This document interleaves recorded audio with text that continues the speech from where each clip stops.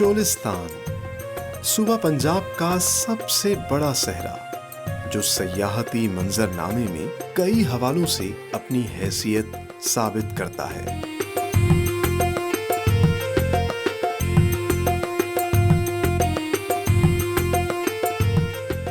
حد نگاہ تک پھیلے اس لق و دق ریگستان کو مقامی سرائیکی زبان میں روہی بھی کہا جاتا ہے، جو خود میں بسنے والوں پر کٹھن اور صبر آزما زندگی کے راز کھولتا ہے۔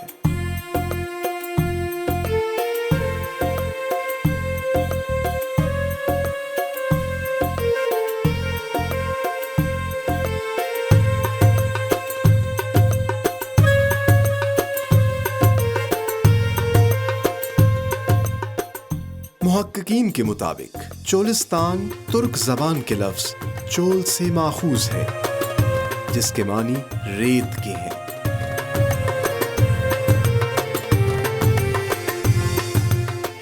سولہ 16,300 مربع کلومیٹر پر پھیلا یہ صحرائی علاقہ لاہور سے تقریباً 500 کلومیٹر اور تاریخی شہر بہاولپور سے صرف 30 کلومیٹر کی دوری پر واقع ہے۔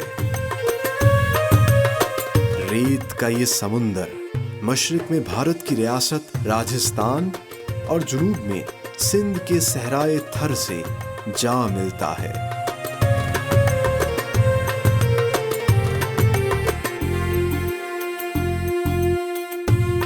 ریت ہمیشہ سے چولستان کا حوالہ نہیں رہی۔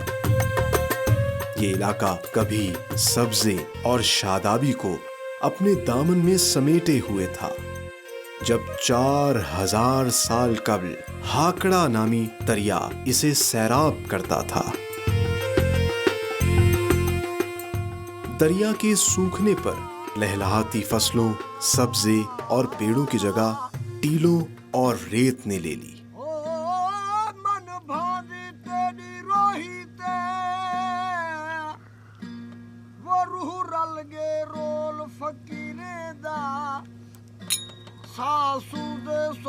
سنبھال چہن مل پوسی ڈھول فقیرے ان ٹوٹا ٹھکیا کا سجا نہ گودڑ پھول فقیرے دا۔ چولستان کی آبادی تقریباً 2 لاکھ نفوس پر مشتمل ہے۔ یہاں کے مکین آج بھی اپنی صدیوں پرانی روایات اور ثقافت کو زندہ رکھے ہوئے ہیں۔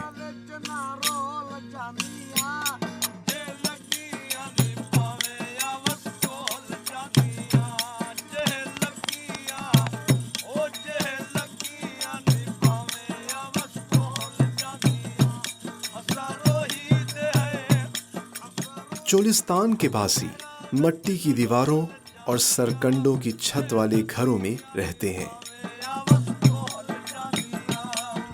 جسے مقامی طور پر گوپے کہا جاتا ہے، جو چولستان کی شدید گرمی میں بھی اندر سے ٹھنڈک کا احساس دلاتے ہیں۔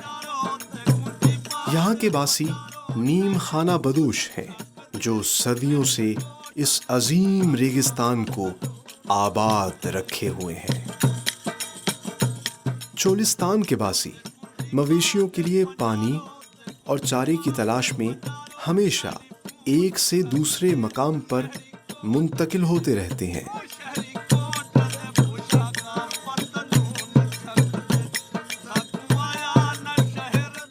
یہاں پانی حاصل کرنے کا بڑا ذریعہ بارش ہے، جس کا پانی مختلف بارانی تالابوں میں جمع کر کے استعمال کیا جاتا ہے۔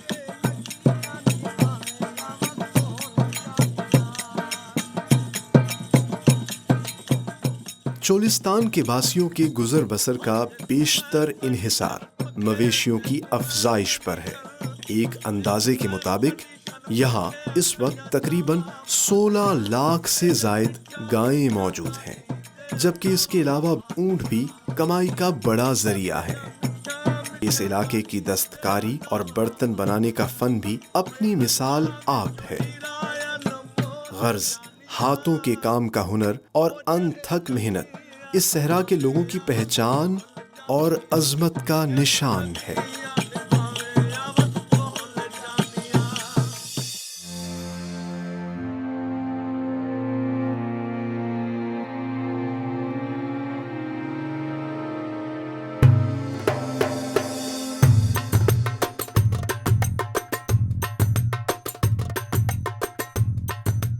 چولستان میں ماضی کی کئی شکستہ یادگاریں بھی موجود ہیں جو اس علاقے کی عظمت رفتہ کی عکاس ہیں۔ یوں تو چولستان میں 11 قلعے موجود ہیں، لیکن قلعہ دراوڑ اپنی پختگی، وسعت، شان و شوکت اور تاریخی اہمیت کے اعتبار سے لازوال ہے۔ 240 میٹر پر محیط اس چکور قلعے کے 40 برج ہیں۔ تاریخی اوراق کے مطابق اس قلعے کی بنیاد ریاست جیسلمیر کے حکمران رائے چچا بھٹی نے رکھی تھی، جبکہ تقریباً 500 برس قبل دیوراج نے اس کی تعمیر مکمل کی اور اپنے نام کی مناسبت سے قلعے کا نام دیوراول رکھا۔ تاہم وقت کے ساتھ ساتھ قلعے کا نام بگڑ کر دراوڑ مشہور ہو گیا۔ جب بہاولپور میں عباسی نظام حکومت قائم ہوا تو یہ قلعہ نواب آف بہاولپور کی ملکیت ٹھہرا۔ قلعے کا بڑا مرکزی دروازہ خالص لوہے کا بنا ہے۔ مرکزی دروازے سے داخل ہوتے ہی ایک پرانی توپ گزرے وقت کی داستان سناتی دکھائی دیتی ہے۔ یہ قلعہ 1955 تک آباد رہا۔ حوادث زمانہ نے قلعے کی تعمیرات کو شدید متاثر کیا ہے۔ فرش، دیواریں اور محرابیں ٹوٹ پھوٹ کا شکار ہیں۔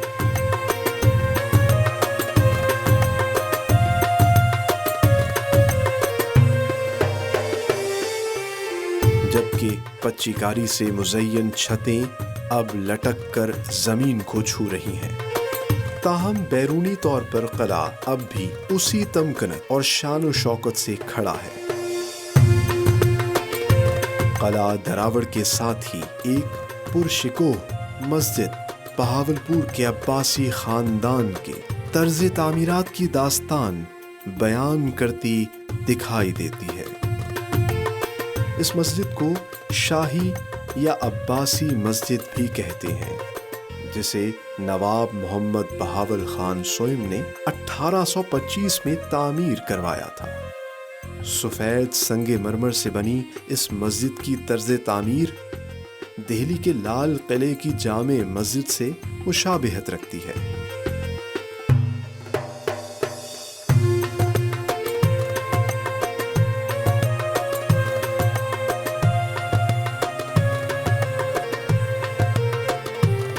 قلعہ دراوڑ کے قریب ہی قبرستان میں عباسی حکمرانوں کے مزارات ہیں، جسے شاہی قبرستان کے نام سے بھی جانا جاتا ہے۔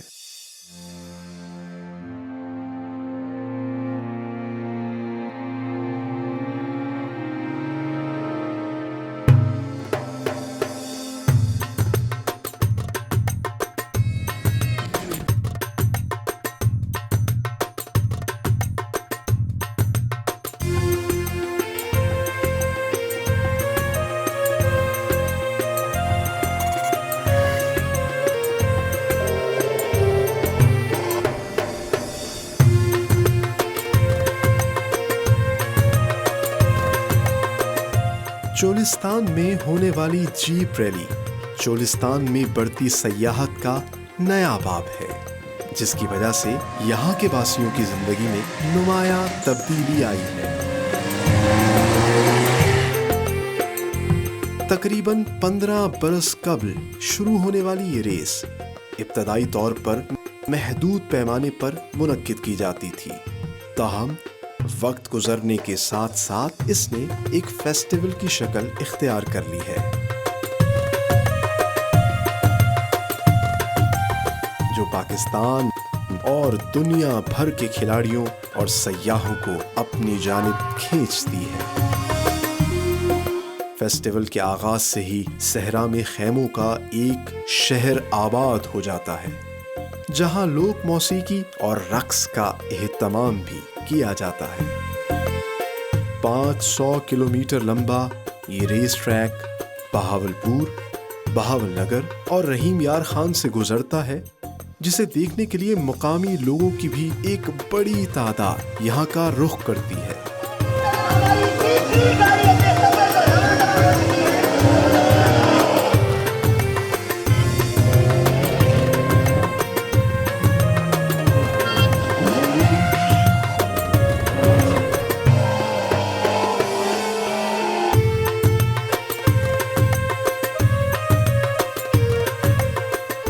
قدیم تہذیب، ثقافت، داستانوں، تاریخی نیرنگیوں اور ان گنت خوبصورتیوں کو اپنے دامن میں سمیٹے صحرائے چولستان سیاحوں کے لیے دامن و دل کشادہ کیے ہوئے ہے۔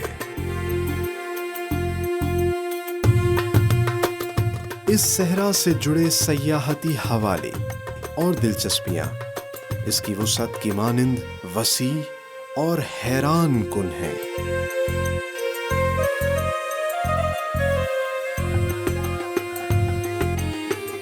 چولستان کی طلسماتی خوبصورتی، قدیم تاریخ اور یہاں کے باسیوں کی والہانہ ملنساری کا احساس سیاح یہاں آ کر ہی محسوس کر سکتے ہیں۔ تیرا تمنگی ایسا گل جھلیا وہ کدھی رت نہ تے سچا تو کہ میں اسا قسم تے سوں سچے خالق دی رکھی پت نہ تے سچا تو کہ